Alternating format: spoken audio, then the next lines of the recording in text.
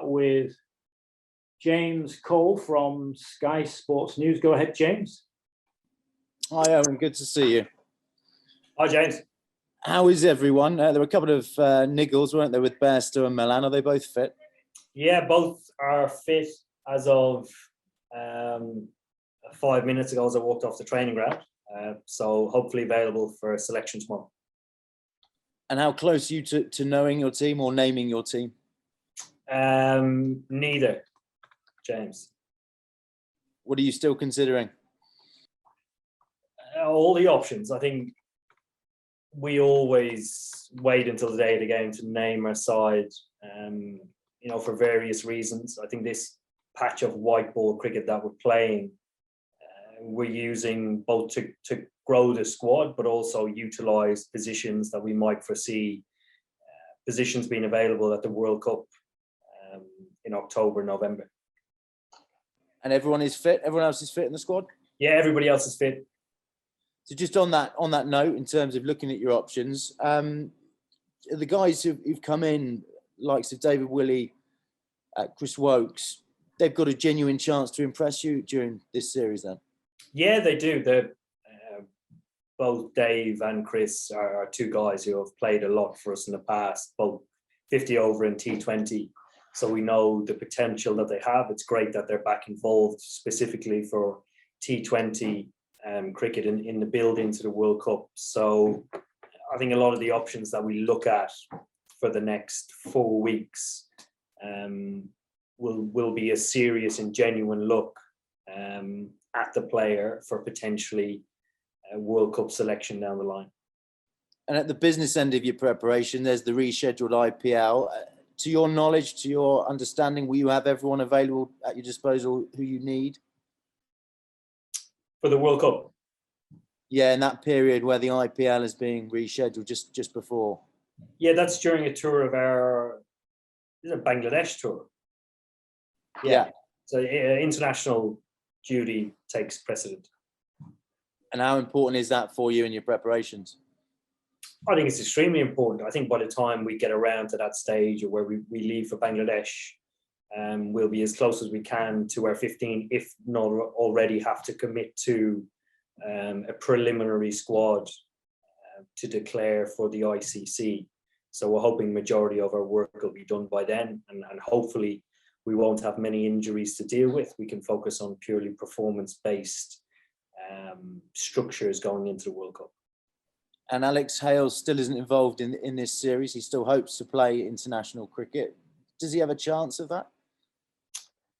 I think he does. I think when you look at the player that he is and the performances that he puts in around the world, he's a very fine player. But when you look at the players that we have available to us at the moment, we're spoiled for riches at the top of the order. And I think the longer you spend out of a side, the further away you get from that position that you once had. And I think looking at our top order at the moment in particular, even outside our top 3 or 4, we have guys sitting behind there that have drastically improved through to performance in an international shirt and that are taking up positions.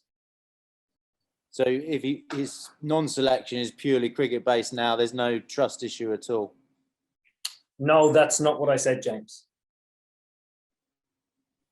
Okay. But he's in your thoughts then, clearly. Yeah, you asked, do you think he could play again? And I said yes. And finally for me then, England playing tonight in the Euros. Just wondering, are you guys going to be watching that? Have you been following it as a group? Yeah, we've all been following it and very, very excited about the whole of the Euros actually. But 8 o'clock tonight, we'll all be tuned in. Thank you. Cheers, James. Let's go to John Etheridge and then Will Macpherson. Go ahead, John. Owen, hi. Apart from a couple of injuries, Stokes and Archer and Don, I think you've pretty much got your strongest squad. Does that take much sort of persuasion on your behalf to get the full strength squad out? I think it's a rare case. I think planning probably 12 months ago, we didn't, or probably 8 months ago, we didn't foresee having the squad available in this manner, in such manner. Given that the IPL was postponed near 5-6 weeks ago now, guys have had time away from the game and a little bit of a rest period, which is unexpected. But I think as a white ball summer progresses, we probably won't have it available for very long. We plan, I suppose, when you distinguish between white ball and red ball, both sides are planning towards big events. Ours is the T20 World Cup, and the guys in red ball is India Test matches and the Ashes. So we'll see full strength squads selected for them, and they take priority given the schedule, how busy it is. Do you have some sympathy for Joe, who rarely this year certainly has had his best team available for Test cricket? Sorry, say that again. What was the first part of that, John? Do you have sympathy for Joe Root, who hasn't had his best team available in any of England's 8 Test matches this year? I think both of us have a level of understanding, having spoken about it for periods some time ago, full well knowing that there would be areas and fixtures or series where both of us wouldn't have our strongest available squads out.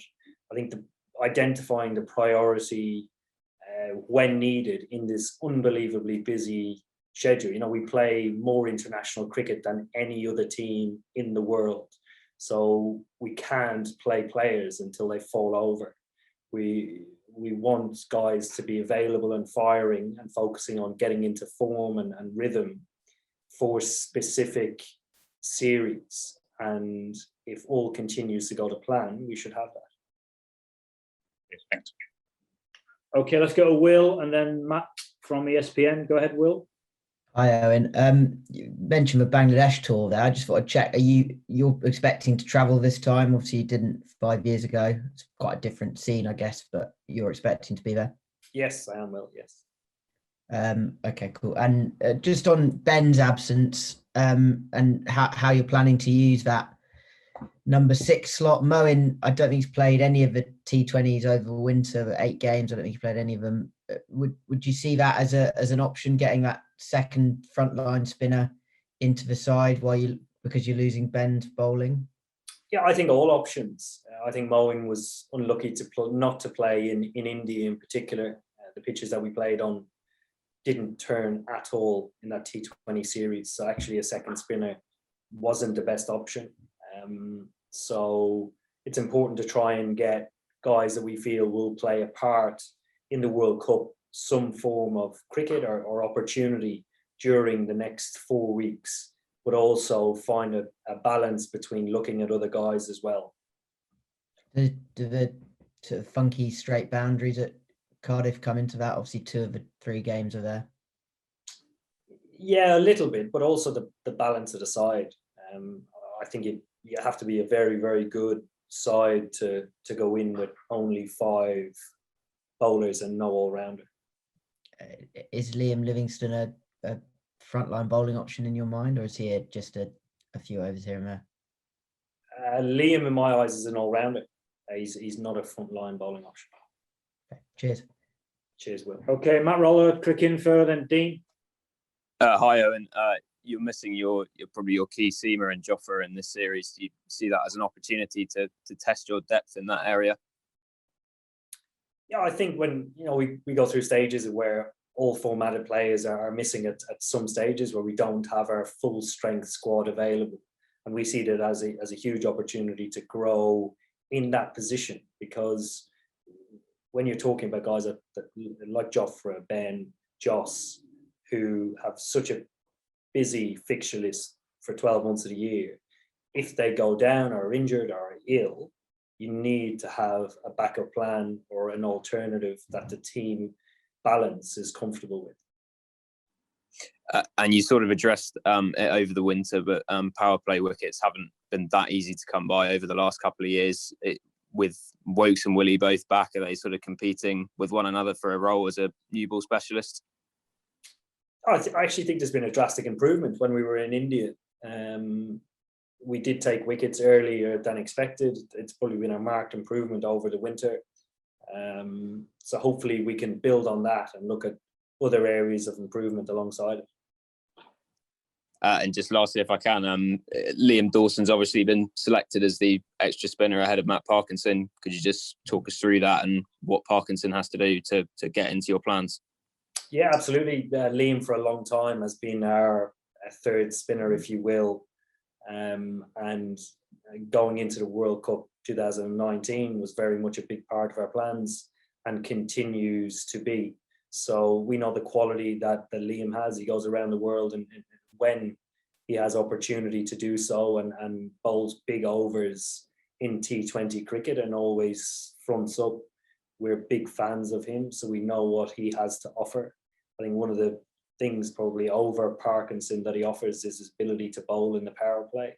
So two different bowlers, but also two different roles they can play as well. Thanks. Okay, and we'll finish with Dean. Go ahead, Dean. Sorry, mate. Can't hear you, mate. Sorry. Muted. Can't hear you, Dean. Sorry.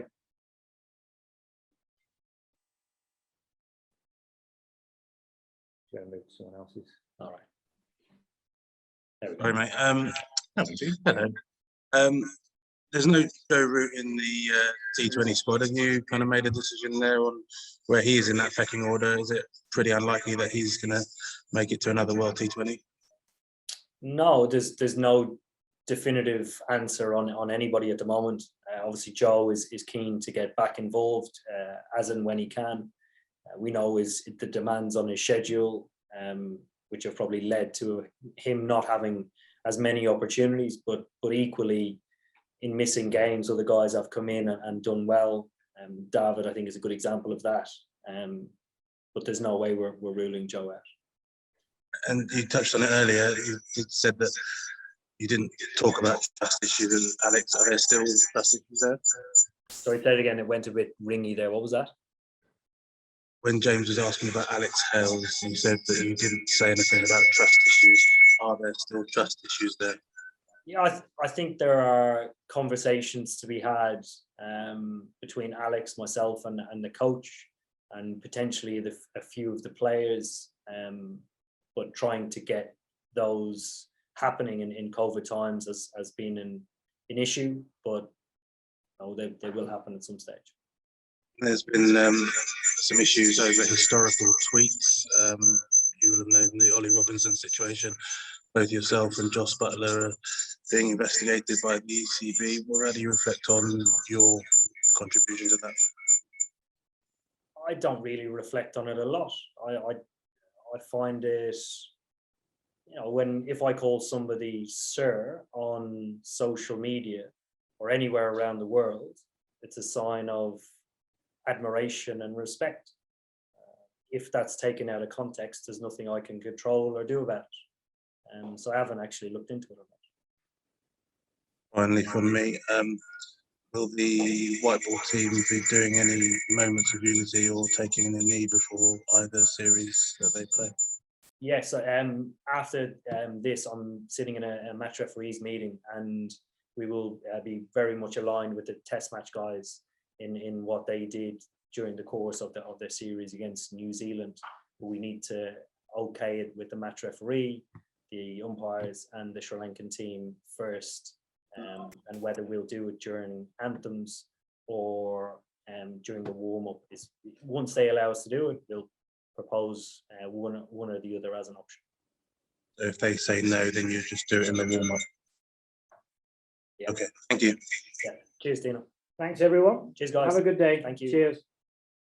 මෙවැනි නවතම ක්‍රීඩා තොරතුරු දැනගැනීමට අපගේ SL Sport YouTube channel එක දැන්ම subscribe කරන්න.